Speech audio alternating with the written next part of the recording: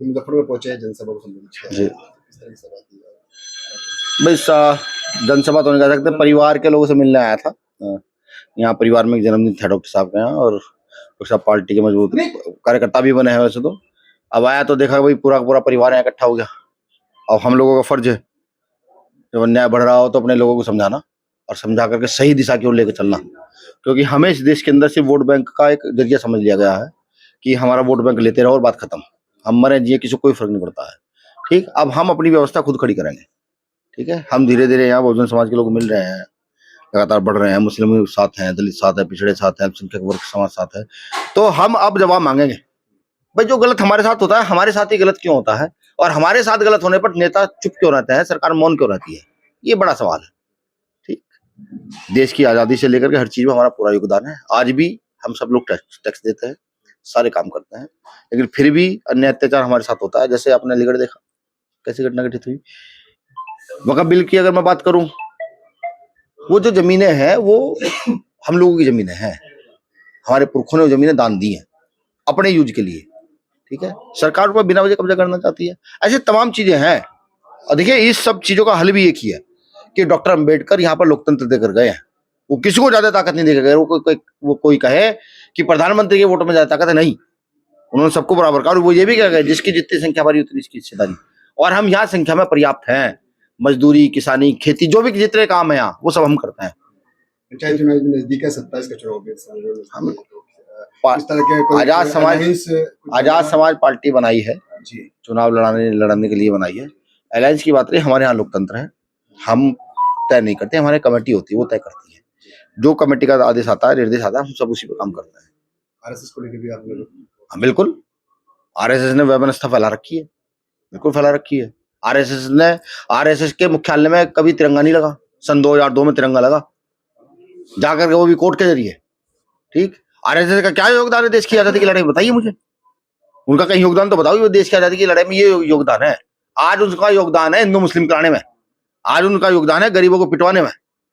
वो कभी स्कूल खोलने की बात नहीं करते, कभी बच्चों की शिक्षा पर बात नहीं करते। क्यों नहीं करते? क्योंकि वो जानते हैं हम मेहनत का लोग हैं, अगर हम पढ़ लिख करके आगे और बढ़ गए तो उनकी जो डुगडुगा जो वो डमरू बजाते हैं, जो डुगडुगी बजाते हैं, वो नहीं चल पाएगी। ठीक है, और हम स्पष्ट कहते हैं कि भाई हम यहाँ के उन लोगों की औलाद हैं जिन्होंने यहाँ आजादी की लड़ाई से लेकर के हर मामले में अपना खून यहाँ दिया है। ठीक है, हम सब लोग एकजुट धीरे धीरे हो रहे हैं, और ये लिखा है, आरएसएस के लोग भी लिखे, मान्य मोहन भागवत जी भी लिखा है, मान्य मैंने सब इसलिए लगाया क्योंकि वो उम्र में मुझसे काफी बड़े हैं, वो भी लिखा है। ठीक, कि वो संस्कृति बचाने, संस्कृति लुटा रहे हैं, यहाँ की गंगा जमुनी तहजीब को खत्म करने का काम कर रहे हैं। एक 22 साल का लड़का खड़ा होकर एक बुजुर्ग मुस्लिम को अभद्र भाषा का प्रयोग कर देता है, दलित समाज के व्यक्ति को, 70 साल के व्यक्ति को अभद्र भाषा का प्रयोग कर देता है। कहाँ की संस्कृति है भाई? जो की प्रेस कॉन्फ्रेंस भी उसने कहा कि गलत एक माहौल तैयार किया जा रहा है। देखिए मैंने अभी प्रेस कॉन्फ्रेंस देखी नहीं है, लेकिन जो आप स्टेटमेंट दे रहे हैं, मैं कहता हूँ चुनाव आयोग जो है वो निकल करके पब्लिक से लोगों को छांटे और गांव-गांव सर्वे कराए, कहाँ से किस समाज के कितने वोट कटे, मुस्लिम के कितने कटे, दलितों के कितने कटे, बैकवर्डों के कितने कटे, कहाँ से कितना वोट कटा हुआ है, तो ऑटोमेटिकली सर्वे निकल कर आ जाएगा। समझिए ये आपका गाँव है, यहाँ अगर मान के चलो कि यहाँ 100 मुस्लिम है परिवार रहते हैं, और बीजेपी जानते हैं बीजेपी की एंटी है, बीजेपी वोट नहीं देंगे, तो बीजेपी कर क्या रही है कि वो मिली भगत करके 100 वोट में से 30 वोट कटवा दे रही है। समझ रहे हैं? जब वो 30 वोट कट जा रहे हैं तो 30 वोट कम हुए, और अगर एक बूथ से 30 वोट कम होते हैं और 100 वोट है कितने वोट कम हुए? 3000 सीधे सीधे। समझ रहे हैं? तो मेरा चुनाव आयोग से निवेदन है कि हम सम्मान पूरा करते हैं, लेकिन सर्वे कराया जाए, बाकायदा जांच हो। जो आरोप राहुल गांधी ने लगाए उनकी सच्चाई मानते हैं आप? भाई ये तो आप राहुल गांधी से पूछेगा, मैं तो जमीन का आदमी, जमीन की बात बता सकता हूँ। मैं जैसे खुद के गांव की बात करूँ, वहां से बहुत सारे वोट कटे हुए हैं। मैंने यहाँ भी मुजफ्फरनगर में बहुत सारे साथियों से बात की, तो उन्होंने भी बताया कि भैया वो वोट बहुत सारे कटे हुए हैं। उन वोटों को कटने का क्या मतलब है? इस बार 15 अगस्त पे प्रधानमंत्री मोदी ने आरएसएस की तारीफ की है लाल किले से स्वतंत्रता दिवस पर। देखिए जिनके खून में ही वो सब चीजें हों वो ही कर सकते हैं। आजादी के दिन तो आजादी के परवानों की तारीफ होनी चाहिए जिन्होंने देश के लिए कुर्बानियां दी है। आरएसएस का क्या मतलब है?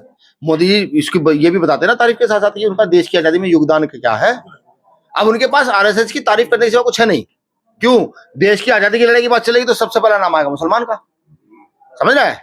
सबसे पहला नाम किसी का आएगा तो उसका नाम मुसलमान है, कि सबसे ज्यादा, क्योंकि जिस क्षेत्र में बैठे हैं ना, सहारनपुर से लेकर रायपुर चले जाओ, सहारनपुर से लेकर दिल्ली चले जाओ, ये तो वो क्षेत्र है कि जब अंग्रेजों ने कत्लेआम शुरू किया तो यहाँ के उलेमाओं की गर्दनें काट काट करके पेड़ के टहनों पर टंगाई गई थी। पेड़ पर नहीं, पेड़ के हर टहने पे एक उलेमा गर्दन थी।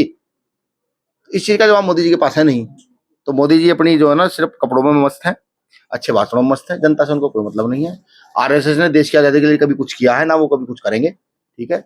हमारे पुरखों ने किया है, उस इतिहास को खत्म किया जा रहा है। अभी हम जैसे लोग जिंदा हैं, उस इतिहास को दोबारा खड़ा करेंगे, यहाँ की व्यवस्था को बदल। आपका कहना है जैसे कह रहे हैं आप वोट कटिए, तो क्या कोई कैंपेन चलाएगी इस बार कुछ इस तरह कोई जैसे?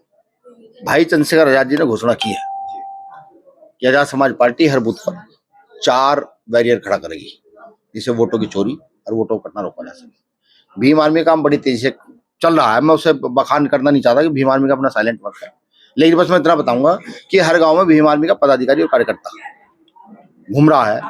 वो देख रहा है कि किसका वोट कटा हुआ है, कोई जीवित है या नहीं है, किसका फर्जी वोट बना हुआ है, कितने फर्जी वोट बने हुए हैं, वो धीरे धीरे इस पर सर्च कर रहा है। ठीक, क्या कॉन्स्टिट्यूशन है उसके हिसाब से जो संबंधित अधिकारी हैं या तो वो सही काम करेंगे, वरना कोर्ट है वो जेल जाएंगे। ये आपके चैनल के माध्यम से पूरी जिम्मेदारी से मैं कह रहा हूँ, भीम आर्मी जेल भिजवाएगी अगर उन्होंने किसी के साथ भी गलत किया तो। क्या नाम है आपका? मेरा नाम है डॉक्टर मुसव्विर गौर। डॉक्टर साहब, राष्ट्रीय अध्यक्ष आए थे भीम आर्मी में, किस तरह का कार्यक्रम हुआ? आज गांव में राष्ट्रीय अध्यक्ष भीम आर्मी के विनय रतन जी आए थे और मैं उनका एक छोटा सा कार्य करता हूं, तो उन्होंने अपनी आज गांव में आके नेराना में अपनी बात रखी और अपनी नीतियों को रखा। मुझे बड़ा अच्छा लगा, गांव वालों को बड़ा अच्छा लगा, और मैं चाहता हूं कि आने वाले भविष्य में ऐसे ही रहे जैसे आज तक। उन्होंने बहुत अच्छी अपनी बातों को रखा, बहुत सारी बातें सिखाई, लोगों को इससे सीख मिली। क्या आगे क्या चुनाव भी है, जैसे चुनाव की तैयारी चल रही है मेरी वार्ड नंबर 6 से, देखते आगे जैसे भी हाई कमान का ऑर्डर होगा उनके आधार पर काम करेंगे।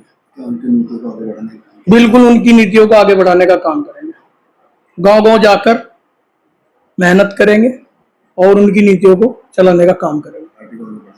बिल्कुल पार्टी को आगे बढ़ाने का काम करेंगे। किस तरह की समस्या बताई आपने? समस्या मैंने जो समस्या बताई है वो बिजली की बताई है। हमारे गांव में 11,000 की लाइन है और उसमें 2-3 बच्चों के हाथ कट चुके हैं, तो मैं चाहता हूँ वो 11,000 की लाइन हटनी चाहिए वहां से। जैसे आजकल केबल डल रहे गाँव में, और जगह तो हमारे पूरे गाँव में केबल है, बस एक ही 11,000 की लाइन है, वो हट जानी चाहिए। उससे बड़ी समस्या हो रही है लोगों को, कभी तार टूट जाता है, कभी बीच में गिर जाता है। अभी एक पीछे बहुत बड़ा हादसा हुआ उससे, तो मैं चाहता हूँ कि समस्या बिजली की तो सबसे मेन समस्या है। जी जी, बिजली रहेगी या कोई? मेरा जो मेन मुद्दा है वो डॉक्टरी लाइन का है। मैं पूरे गांव की अपनी सेवा करता हूँ और आसपास के गांव की भी सेवा करता हूँ। मैं चाहता हूँ कि मेरे से जितना हो इतना बेहतर है। हॉस्पिटल में जाएंगे, मैं फ्री इलाज कराता हूँ अपने गाँव वालों का, सभी का जितना मेरे से होता है मैं सब कुछ करता हूँ। इन मुद्दों को लेकर चुनाव लड़ेंगे, क्या मुद्दे रहेंगे? मुद्दे तो विकास के ही है भाई, गांव में विकास होना चाहिए। सड़कें बहुत सारी टूटी पड़ी है, जो गांव में बता रहे थे टंकी लग रही, सब गांव में यह स्थिति है कि पाट के फेंक दिया सरकार ने, काम कराती नहीं। तो मैं चाहता हूँ ये काम होना चाहिए।